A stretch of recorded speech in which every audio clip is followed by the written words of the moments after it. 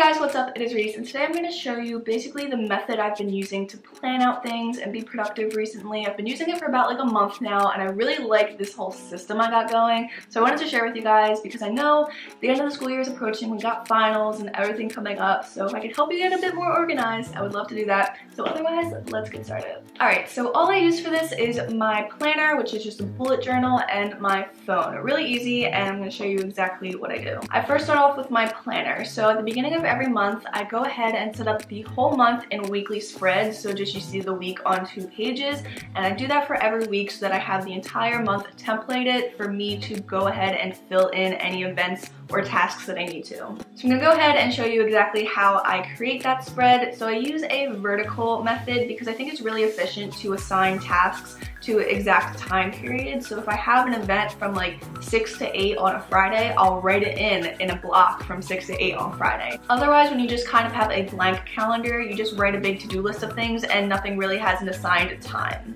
Also, at the beginning of every month, this isn't really planning related, but I do create kind of just like a front page with a goal on it. So this month's goal you see me filling out is to meditate every day, and I have a block of 30 little check boxes that I can go ahead and fill in for when I meditate. It's got a cute little daisy theme. My bullet journal is just kind of also a creative outlet for me. Not necessary, but I do recommend getting a planner of some sort if you're not into like the bullet journal thing. Alright, so basically once I have that all set up, I go ahead and first start with my homework. Because I'm a college student, homework and deadlines are the most important thing to me at the moment. So I go to like my school's websites, go to all the syllabuses, I'll literally never know what to say, and just go ahead and fill out everything I have due for that month. Everything from simple homework assignments to like big projects, they go into my calendar, and because I have the whole month set up, I can fill out everything for the whole month. Same thing as if I was filling out for events. If I have a homework due at Tuesday at 10 o'clock, I'm gonna write Tuesday at 10 o'clock that I have this thing due, so I know exactly what all of my deadlines are. After I write down all of my homework, I then move to like appointments or events or whatever I'm doing. I don't really do much, but anything that I have like a commitment to,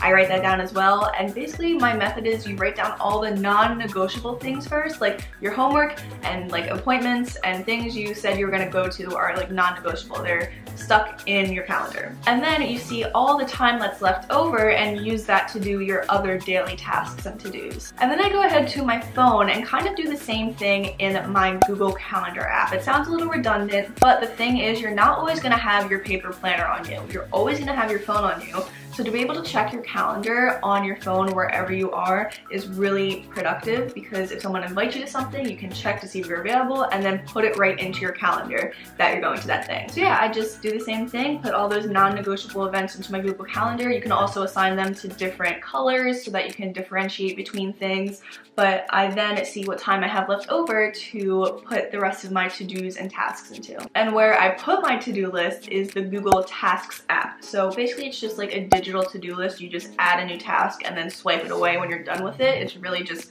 simple and efficient. So every time I think of something I have to do, or I know I have to do homework for this week, or I have to film a video, or just do random like errands or something, I put it on my to-do list, and then once I see everything that's on my to-do list, I assign those things into my calendar for specific time frames. So I see on my to-do list, I basically have just a bunch of homework that I have to do that's kind of coming up in the next week, especially creating a presentation and outlining a paper, which I know are going to take more time. So I'll go ahead into my Google Calendar and just create a time block for when I'm going to do those things. So I have outlining my paper from 2 to 3 on, actually today, I'm going to do that later.